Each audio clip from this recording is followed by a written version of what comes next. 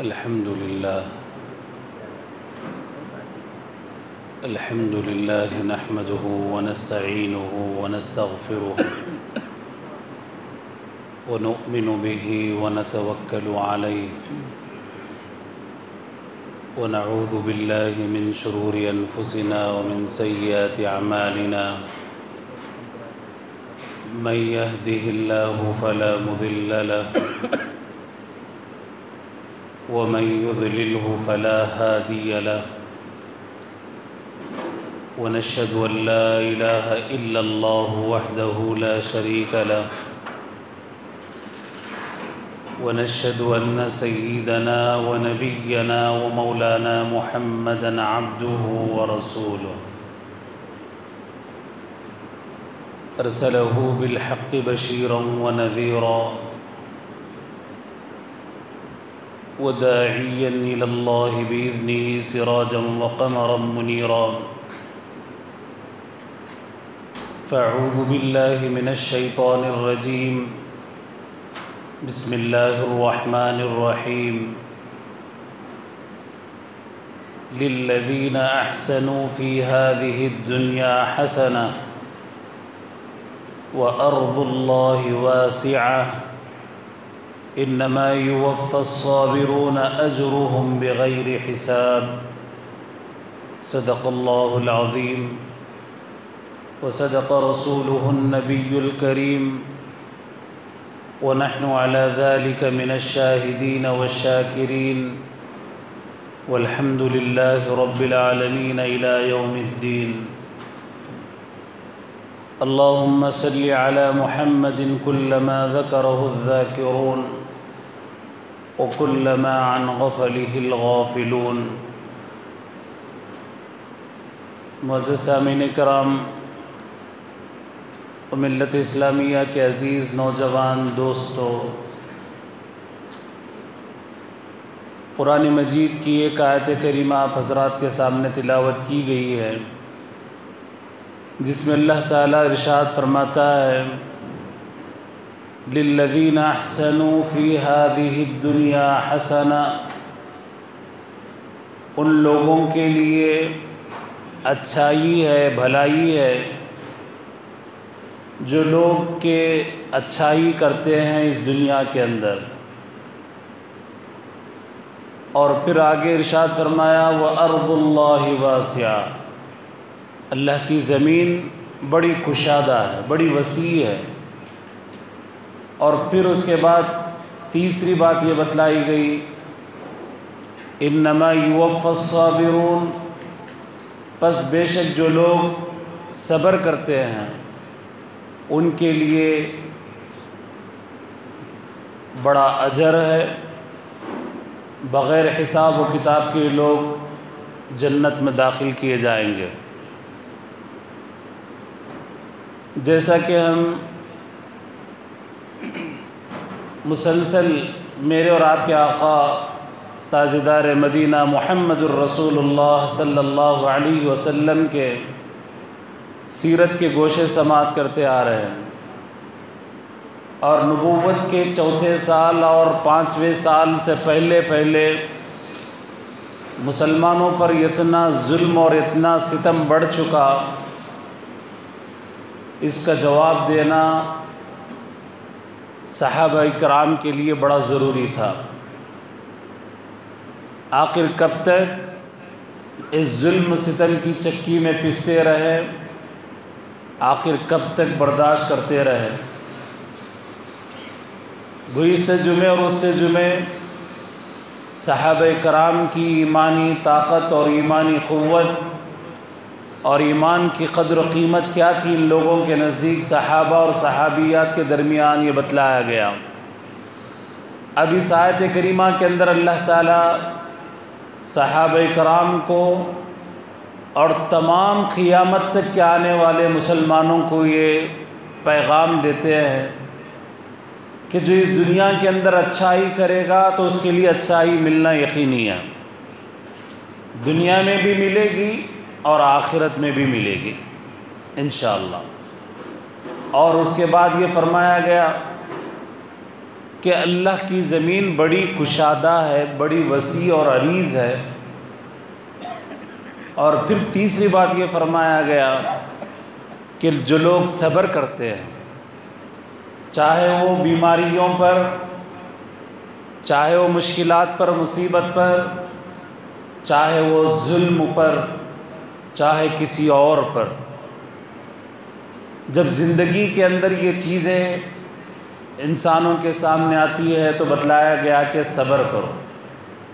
بیماری کی شکل میں، ظلم کی شکل میں، بربریت کی شکل میں، غنڈوں کی شکل میں، اور نہ جانے کتنے لوگوں کی شکل میں جب آتا ہے تو صبر کرو۔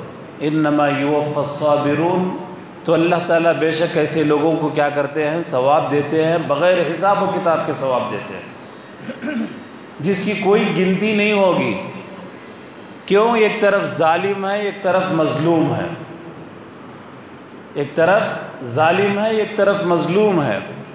کبھی اللہ تعالیٰ اپنی ریاست میں ظلم کو برداشت نہیں کرتے۔ اللہ تعالیٰ مشرک کو تھوڑی دیر کے لیے چھوڑ دیا جا سکتا ہے، مگر ظلم اللہ کے یہاں کبھی زیادہ دیر نہیں ٹھہرتا۔ اللہ کے نزدیک یہ بڑی بات ہے کہ کسی کے اوپر ظلم کیا جائے، چاہے کسی بھی نوعیت سے ہو، کسی بھی انسان پر کیوں نہ ہو، صرف مسلمان پر نہیں، صرف اسلام والوں پر نہیں ہے، بلکہ کسی انسان پر ظلم کیا جائے اللہ کو پسند نہیں ہے۔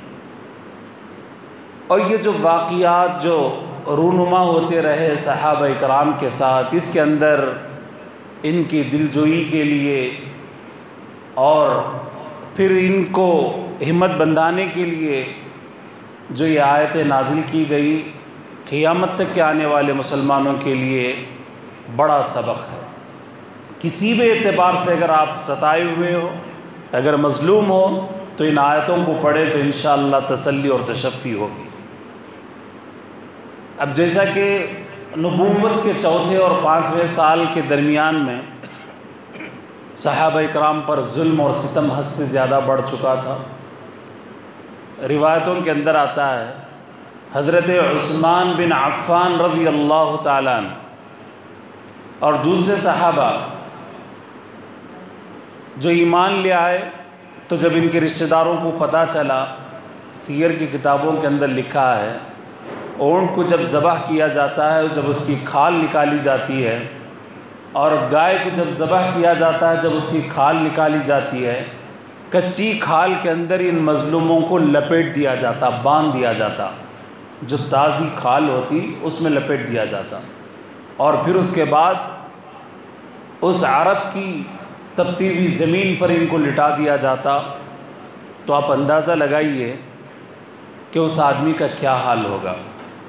اوپر سے کہ سورج کی ایک تپش، اور پھر اتنی موٹی کھال، اور اس کے اندر اتنی بدبو، اور اس کے اندر لپیٹ کر ہاتھ پیر باندھ کر اگر کسی کو چٹیل میدان میں اگر ڈھکیل دیا جائے، چھوڑ دیا جائے، تو اس کی کیا حالت ہو سکتی ہے؟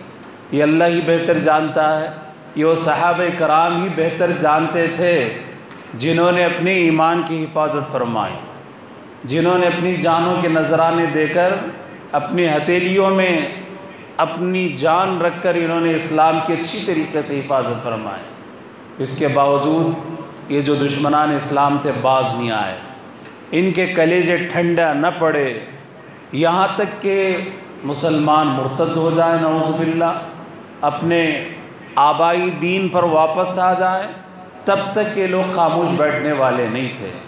مگر صحابہ کرام بھی ایسے تھے جنہوں نے اپنی جان کے نذرانے پیش کیے، اپنے مال کے نذرانے پیش کیے، اپنی اولاد اور اپنے گھر و بار کے انہوں نے نذرانے پیش کیے، اور اس کے بعد ایمان کو انہوں نے خریدا تھا۔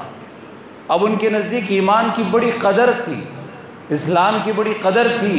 وہ لوگ کسی حال میں نہیں چاہتے تھے کہ اپنا ایمان اپنے رخصت ہو جائے، کہ اپنا ایمان اپنے ہاتھ سے رخصت ہو جائے، کبھی یہ نہیں چاہتے تھے۔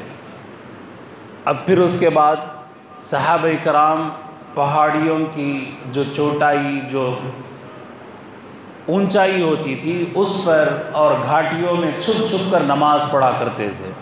اب یہ بات ان لوگوں کو معلوم ہوئی، قریش کے لوگوں کو معلوم ہوئی، دشمنان اسلام کو معلوم ہوئی، تو یہ لوگ گالی گلوچ پر اتر آئے اور پھر لڑائی جھگڑے کے لیے لوگ اتر آئے۔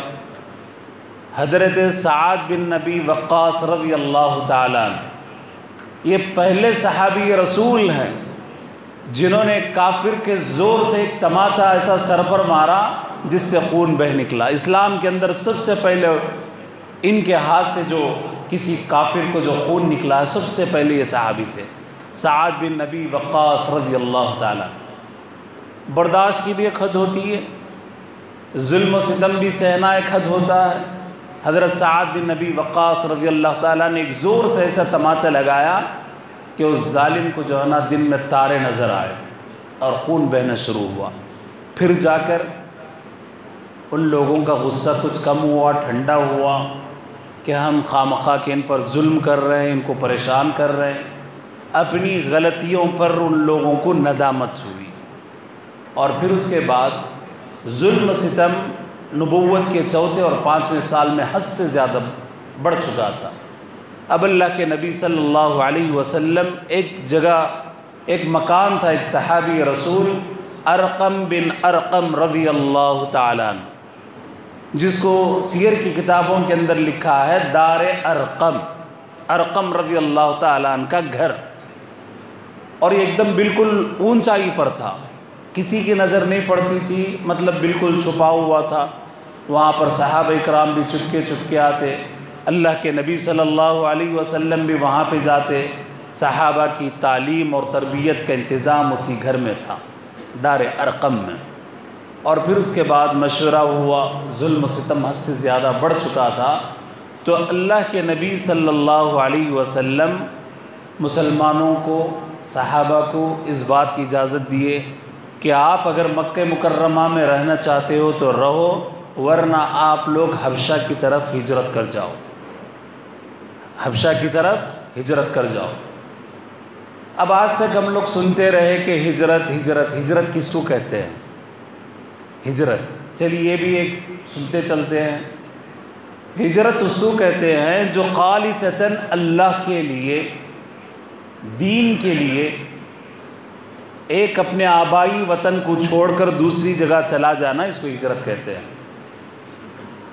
دنیاوی غرض سے نہیں، کسی کے دشمنی کے اعتبار سے یا کوئی اور اعتبار سے اپنا آبائی وطن چھوڑ دیا اور دوسری جگہ جا کر بس گئے، ہندوستان سے نکل گئے کہیں اور چلے گئے، اس کو ہجرت نہیں کہتے ہیں۔ خالصتاً اللہ کے لیے اور دین کے لیے، جب ان کو پتہ چل جائے کہ جس جگہ پر، جس آبائی ملک اور وطن کے اندر ان کا جینا دوبر ہو چکا ہے، وہاں پر وہ شریعت مطہرہ پر عمل نہیں کر سکتے، وہاں پر نماز نہیں پڑھ سکتے، قرآن نہیں پڑھ سکتے، احکامات الہی پر عمل نہیں کر سکتے، ان کی مساجد وہاں پہ محفوظ نہ ہو، اور پھر ان کا ایمان وہاں پہ سلامت نہ رہے، تو اس وقت میں اجازت دی گئی کہ آپ یہاں سے ہجرت کر جائیں دوسری جگہ۔ بے شک اللہ کی زمین بڑی کشادہ ہے، بڑی وسیع ہے، ہجرت اس کو کہتے ہیں۔ کسی سے ڈر کر رقمی لین دین ہے، یا کوئی سیاسی اعتبار سے کوئی اور ڈر، یا کسی کا اور ڈر، کسی کا ظلم، اگر کوئی آدمی اپنے آبائی وطن کو چھوڑ کر جاتا ہے تو اس کو ہجرت نہیں کرتے ہیں۔ صرف اور صرف اللہ کے لیے، دین کی حفاظت کے لیے جو لوگ اپنا آبائی وطن چھوڑ کر جانا، بڑی گردے اور جگر کی بات ہے۔ جہاں پر وہ پیدا ہوا ہو، جہاں پر وہ پلا اور بڑا ہو، جہاں پر اس کی جائیدادیں ہوں، جہاں پر اس کی کھیت باڑی ہو، جہاں پہ اس کے مکانات ہو، اس کا سارا سرمایہ وہاں ہو، اور اس کو چھوڑ چھاڑ کر اللہ کے لیے جاتا ہے، تو اللہ تعالیٰ اس کو ہجرت کا ثواب عطا فرماتے ہیں۔ اور ہجرت ایسی مقدس، یہ بھی ایک عبادت ہے، اور ہجرت ایک ایسا ایک سفر ہے، اللہ تعالیٰ اس پر بھی جنت کی خوشخبری اور جنت کی بشارت عطا فرمائے۔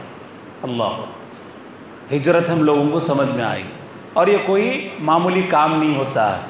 اپنا آبائی وطن چھوڑنا، اپنا سارا سرمایہ چھوڑنا، اپنے ملک کے عزیز کو چھوڑنا اور پھر اس کے بعد دوسری نئی جگہ جانا، یہ کوئی آسان کام اور کھیل نہیں ہوتا ہے۔ صحابہ کرام اس کے لیے بھی تیار ہو، صرف اور صرف اللہ کی رضا کے لیے، دین کی بقا کے لیے اور اس اسلام کی استقامت کے لیے انہوں نے کہا کہ اس سے بھی بڑی قربانی اگر ہمیں دینی پڑی تو ہم اس کے لیے تیار ہیں۔ پہلے تو اپنی جان کے نذرانے ہم پیش کرتے رہے اللہ کے یہاں، ہم اپنے ماں باپ کے نذرانے پیش کرتے رہے، اپنی اولاد کے نذرانے پیش کرتے رہے۔ اے اللہ یہ زمین تو چھوٹی سی چیز ہے، کسی اور چیز سے بھی ہم سے اگر مطالبہ کیا جائے تو ہم لوگ اس کے لیے تیار ہیں۔ اللہ اکبر۔ صحابہ کرام کا ایمان تھا، صحابہ کرام کا یہ جذبہ تھا، ایمان کو بچانے کے لیے، ایمان کی حفاظت اور اسلام کی حفاظت کے لیے انہوں نے ہر چیز کو اپنا لیا۔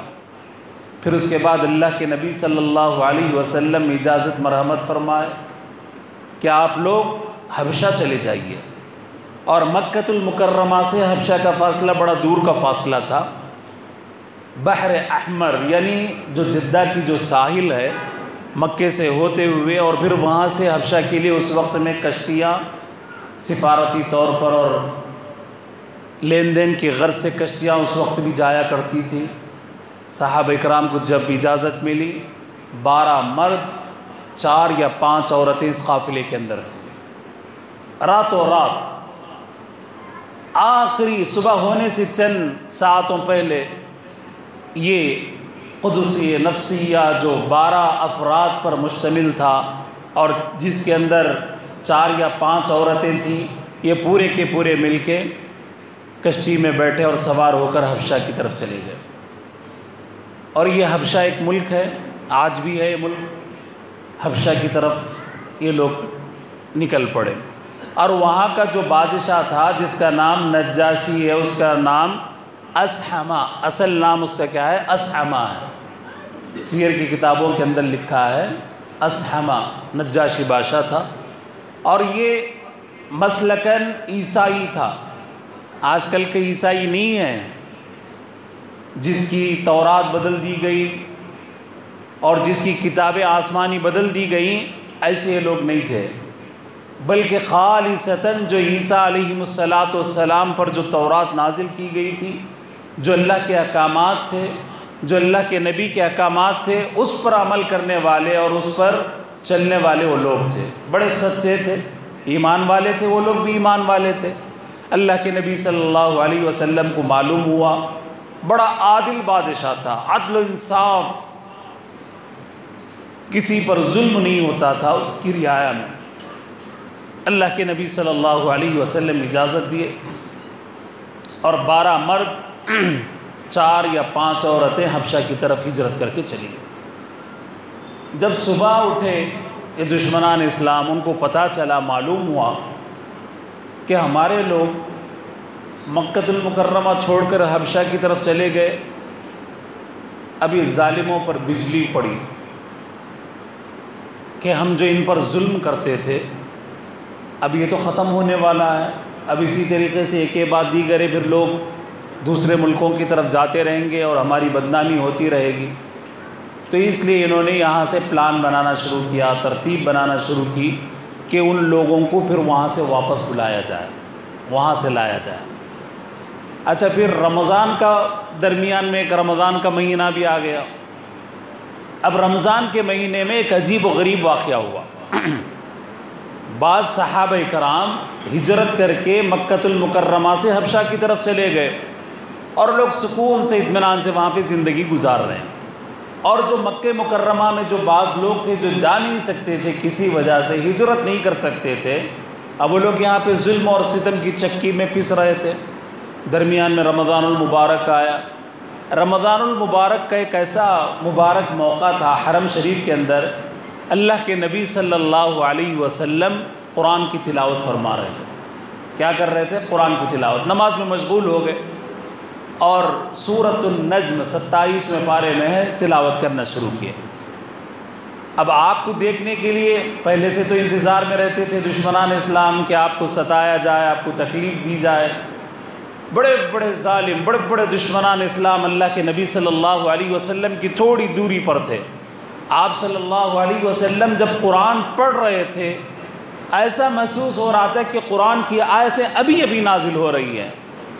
اس تلاوت کے اندر ایسا ایک مسحور کن ایسی آپ کی آواز تھی، اور اس کے اندر ایک ایسا سحر تھا، ہر کوئی سننے پر مجبور۔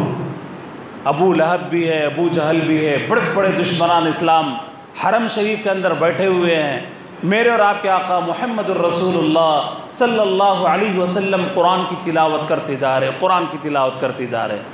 اب یہ لوگوں کو پتہ بھی نہیں رہا، اور ان لوگوں کا یہ مشغلہ اس سے پہلے یہ تھا جب کوئی صحابی قرآن پڑھتے تھے تو فوراً اس کے اندر آوازیں، طعنے کسنا ان کا ہمیشہ سے یہ وتیرہ تھا تاکہ وہ پڑھ نہ پائے۔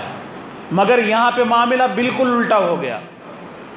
اللہ کے نبی صلی اللہ علیہ وسلم تلاوت فرما رہے ہیں اور یہ لوگ سنتے جا رہے ہیں، اور ان کو پتہ بھی نہیں ہے کہ کون سی دنیا میں ہے، زمین پر ہے یا آسمان پر ہے، پتہ بھی نہیں چل رہا۔ قرآن شریف کی تلاوت اللہ کے نبی صلی اللہ علیہ وسلم پڑھتے رہے، سورۃ النجم کی آخری آیت پر پہنچے۔ اگر وہ آخری آیت میں آپ کے سامنے پڑھ کر سناؤں گا تو پھر سجدہ واجب ہوگا، تو اس لیے خالی ترجمہ کر دیتا ہوں، آپ لوگ بعد میں وہ آیت دیکھ لیجئے۔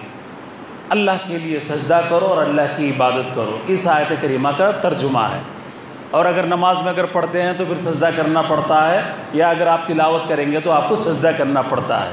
تو اس لیے قرآن کی آیت میں تلاوت نہیں کر رہا ہوں، صرف اس کا ترجمہ بتلا رہا ہوں کہ اللہ کے لیے سجدہ کرو اور اللہ کی عبادت کرو، اس آیت کے اندر اتنا کہا گیا ہے۔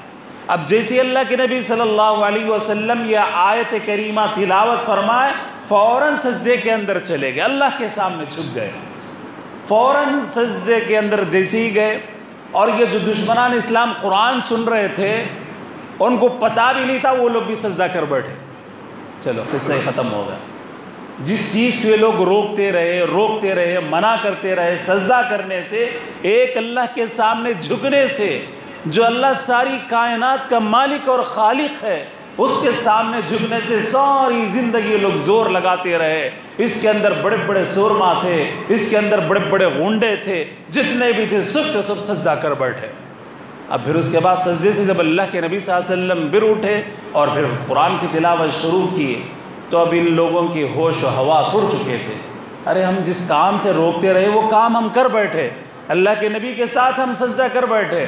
پھر اس کے بعد وہ لوگ بہتان، پھر الزام اور نہ جانے اس طریقے سے کہنے لگے، نہیں اللہ کے نبی نماز کے اندر ہمارے بتوں کی نعوذ باللہ تعریف کر رہے تھے، اس لیے ہم بھی ان کے ساتھ سجدہ کر لیے۔ اب یہ جھوٹے تھے، ساری دنیا کو معلوم تھی۔ اب جیسے ہی بعض لوگوں کو یہ بات پتہ چلی حرم شریف کے باہر، جو دشمنان اسلام ساری زندگی اس لیے وقف کیے تھے مسلمانوں کو ستایا جائے، مسلمانوں کو مارا جائے، ظلم کیا جائے، کہ ایک اللہ کے سامنے سجدہ نہ کرے، وہ خود ظالم سجدہ کر بیٹھے۔ اب دونوں کے درمیان میں پھوٹ پڑ گئی، اور یہ واقعہ مکہ مکرمہ کی سرحدوں سے نکلتے نکلتے حبشہ کی طرف جا گیا۔ حبشہ میں جو صحابہ تھے، اب ان کے پاس یہ قصہ گیا، واقعہ گیا کہ بھئی وہاں پہ بڑے بڑے جتنے بھی دشمنان اسلام تھے وہ بھی سجدہ کر بیٹھے، ہو سکتا ہے ان کی دلوں کے اندر اب نرمی آ گئی ہے، تو اب ہم لوگ کیا کرتے ہیں، حبشہ سے نکل کر مکہ مکرمہ پھر واپس آتے ہیں۔ اب وہ لوگ حبشہ سے نکل کر پھر مکہ مکرمہ واپس آئے، قریب ایک دن کا فاصلہ باقی رہ گیا تھا۔ پھر اب ان کے رشتہ داروں سے بات چیت ہوئی، پتہ چلا بعد میں کہ واقعہ بالکل صحیح ہے، یہ ظالم اور دشمنان اسلام سجدہ کر بیٹھے، مگر ان کے دل ابھی بھی نرم نہیں ہوئے۔ اب وہ لوگ نہ ادھر جا سکتے تھے نہ ادھر آ سکتے تھے۔ بعض صحابہ کرام جو مکہ مکرمہ تھے، مکہ مکرمہ میں وہ لوگ اپنے رشتہ داروں کو اپنے ساتھ لے آئے۔ اب پھر اس کے بعد 5واں سال نبوت کا 5واں سال شروع ہوا۔ 5ویں سال میں بھی ظلم و ستم اسی طریقے سے بڑھتا رہا 5ویں سال بھی۔ تو اللہ کے نبی صلی اللہ علیہ وسلم پھر صحابہ کرام کو اجازت دیے کہ آپ لوگ حبشہ کی طرف پھر جا سکتے ہیں، حبشہ کی طرف ہجرت کر سکتے ہو۔ اب یہ ہجرت کرنا بڑا آسان نہیں تھا، اب اس کے اندر پہلے کتنے لوگ گئے تھے؟ 12 لوگ، 12 مرد اور 4 عورتیں۔ اب اس سفر کے اندر تقریباً 85 مرد اور 18 عورتیں، 85 مرد اور پھر اس کے بعد 18 عورتیں بھی اس کے اندر شامل تھیں، بڑا قافلہ تھا۔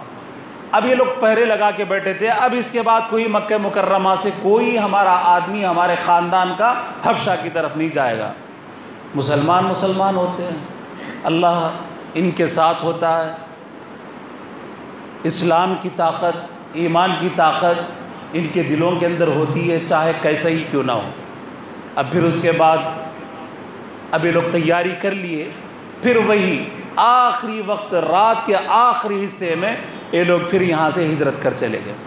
اب جب صبح پتہ چلا کہ بھائی ایک بڑی تعداد تقریباً 125 کے قریب میں ہمارے لوگ چلے گئے، اب یہ لوگ بے چین ہو گئے۔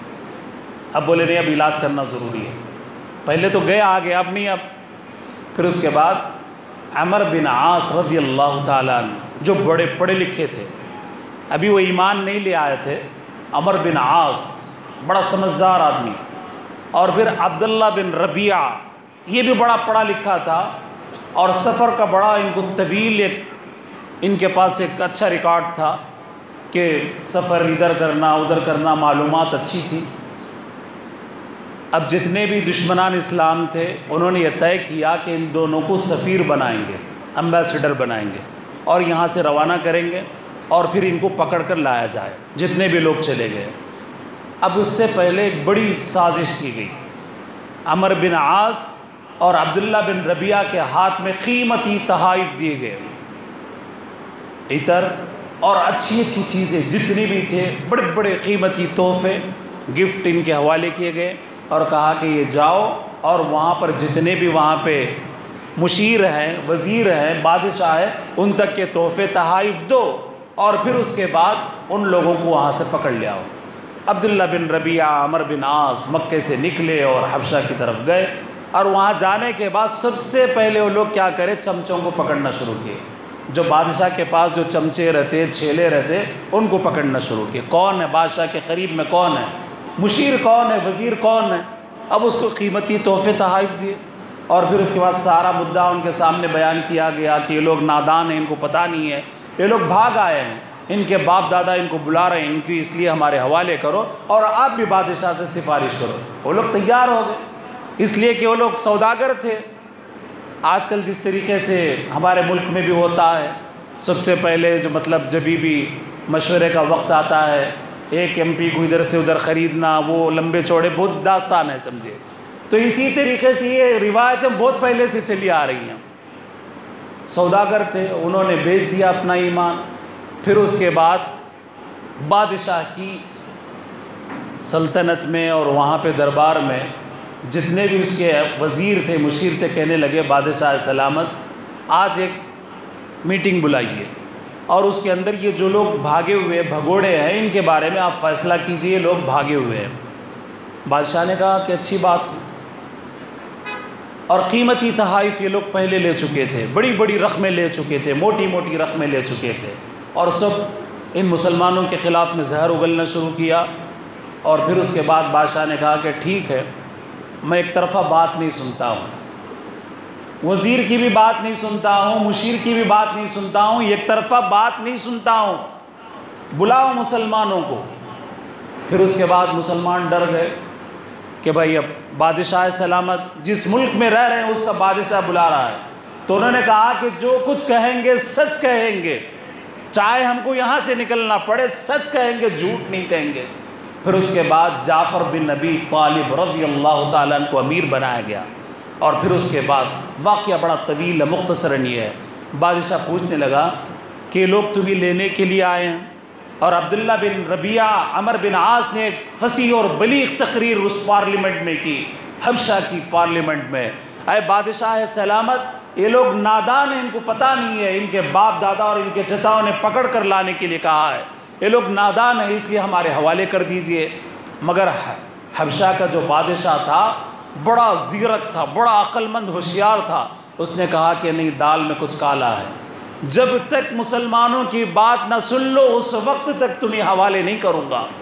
اب مسلمانوں کو بلایا گیا، پھر اس کے بعد حضرت جعفر بن ابی طالب رضی اللہ تعالیٰ عنہ اسی پارلیمنٹ میں ٹھہر کر میرے اور آپ کے آقا محمد الرسول اللہ صلی اللہ علیہ وسلم کی غلامی اپنے ہاتھ میں لیتے انہوں نے فصیح و بلیغ انہوں نے بھی تقریر کی. اے بادشاہ سلامت، ہم لوگ مردار کو کھاتے تھے، ہم لوگ ظالم تھے، بچیوں کو زندہ درگور کرتے تھے، شراب کے عادی تھے، اپنے جتنے بھی رشتہ داروں سے تھے قطع تعلق کرتے تھے، نہ جانے دنیا کی ساری برائیاں ہمارے اندر تھی، مگر کرم ہوا اللہ کا، مگر کرم ہوا اور فضل ہوا اللہ کا. اللہ کے نبی صلی اللہ علیہ وسلم نبی اور رسول بنا کر بھیجے گئے. اس کے بعد اللہ کے نبی صلی اللہ علیہ وسلم نے ہم سے تمام برائیاں دور کر دی. ہم اب شراب کو ہاتھ نہیں لگاتے، ہم زناکاری نہیں کرتے، بدکاری نہیں کرتے، ڈکیتی نہیں کرتے، اور اس کے علاوہ جتنے بھی رشتہ دار ہیں قطع تعلق نہیں کرتے. یہ اللہ کے نبی صلی اللہ علیہ وسلم کی تعلیمات ہے اور اس پر ہم عمل کر رہے ہیں، اور یہ لوگ ہم پر ظلم کے پہاڑ توڑ رہے ہیں. اس لیے ہم نے سمجھا کہ آپ کے اس ملک کے اندر چند دن ہم لوگ امن و امان کے ساتھ گزار لیں. دوسروں پر آپ کو ترجیح ہم نے دی ہے. اللہ کے نبی صلی اللہ علیہ وسلم نے اس بات کی اجازت دی ہے، جاؤ تم لوگ حبشہ کی طرف جاؤ. بادشاہ کہا کہ یہ بات تو بالکل ٹھیک ہے. پھر اس کے بعد کہنے لگے، بادشاہ پوچھنے لگا کیا کہ تمہارے پاس کوئی اللہ کا کلام ہے، اللہ کا پیغام ہے؟ خدا کی قسم حضرت جعفر بن ابی طالب رضی اللہ تعالیٰ عنہ کہنے لگے، اے بادشاہ سلامت، ہمارے پاس ہاں اللہ کا ایک کلام ہے. سورہ مریم کی ابتدائی آیتیں آپ تلاوت فرما رہے تھے پارلیمنٹ کے اندر، حبشہ کی پارلیمنٹ کے اندر. وہاں پہ پورے اس کے چمچے، مشیر، وزیر سب بیٹھے ہوئے تھے. عبداللہ بن ربیعہ بھی بیٹھا ہوا تھا، عمر بن عاص بھی وہیں پہ بیٹھے ہوئے تھے. یہاں تک کہ نجاشی بادشاہ جس کا نام اسحمہ ہے، اتنا رویا قرآن پاک کی ان آیتوں پر، قرآن پاک کی ان سورت کی ان آیتوں پر اتنا رویا اس کی داڑھی تر بتر ہو گئی، اور جو اس کے مشیر تھے وہ بھی رونا شروع کر دیے.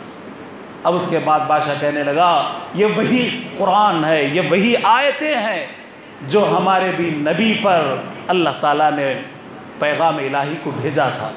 اب پھر اس کے بعد اسحمہ بادشاہ کہنے لگا کہ اب تمہاری یہاں کوئی چلنے والی نہیں ہے. عبداللہ بن ربیعہ، عمر بن عاص، تمہارے تحف تحائف اور لو اور یہاں سے نکل پڑو. اور پھر اس کے بعد اس نے اعلان کیا کہ آج کے بعد سے کسی مسلمان کو اس حبشہ کی سرزمین پر ستایا نہیں جائے گا، اور اگر کوئی ستائے گا، خود یہاں کا اگر کوئی مقامی بھی ہے تو اس پر ٹیکس لگے گا، اس پر جزیہ لگے گا، اور اس کو پکڑا جائے گا اور اس کو مارا جائے گا. یہاں تک کہ صحابہ کرام امن و امان کی زندگی گزارتے رہے. محترم سامعین کرام، معزز ملت اسلامیہ کے عزیز نوجوان دوستو، للذین احسنوا فی ہذہ الدنیا حسنہ، جو لوگ اس دنیا کے اندر اچھائی کرتے ہیں ان کے لیے اچھائی ہے. وَأَرْضُ اللَّهِ وَاسِعَةٌ، اور اللہ کی زمین بڑی کشادہ ہے، بڑی وسیع ہے. اگر اس ملک کے اندر، اس دھرتی کے اندر مسلمانوں کا جینا دو بھر کر دیا جائے گا تو قیامت تک کے لیے صحابہ کرام کے واقعات مسلمانوں کو درس دیتے ہیں. گھبرانے کی ضرورت نہیں ہے، ڈرنے کی ضرورت نہیں ہے.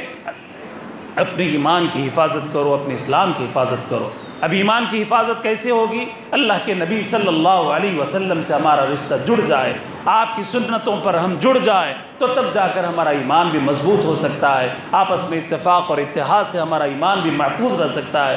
دعا کیجئے کہ اللہ تعالیٰ میرا اور آپ کا، سارے مسلمانوں کا اللہ تعالیٰ ایمان محفوظ رکھے، اور جتنے بھی یہاں پہ بڑے اور نوجوان بیمار ہیں اللہ تعالیٰ انہیں صحت کاملہ عاجلہ مستمرہ نصیب فرمائے.